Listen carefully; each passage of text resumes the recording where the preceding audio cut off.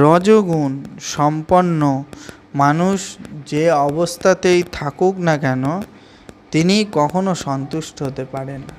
মানে রজোগুণ সম্পূর্ণ যারা মানুষ তাদের যতই টাকা পয়সা সুখ শান্তি থাকুক না কেন তারা কিছুতেই সন্তুষ্ট হতে পারে না, ভাবে যে এর থেকে আরও অধিক বা আরও বেশি হলে আমার ভালো হয়। তিনি সর্বদাই তার অবস্থার উন্নতি সাধন করবার আকাঙ্ক্ষা করেন।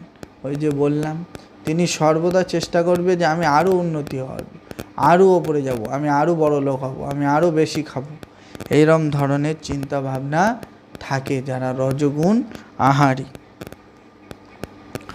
যখন তিনি কোনো গৃহ নির্মাণ করেন তিনি একটি প্রসাদাপাম গৃহ নির্মাণ করার চেষ্টা করেন যেন তিনি চিরকাল সেই বাড়িতেই থাকতে পারবে।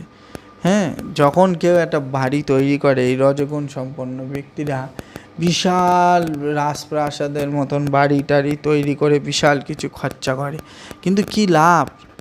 এত খরচা করে বাড়ি করে সে এমনভাবে বানায় যে তিনি যেন সারা জীবন অমর হয়ে ওই বাড়িতে থাকবে, কিন্তু কেউ কি থাকতে পারে?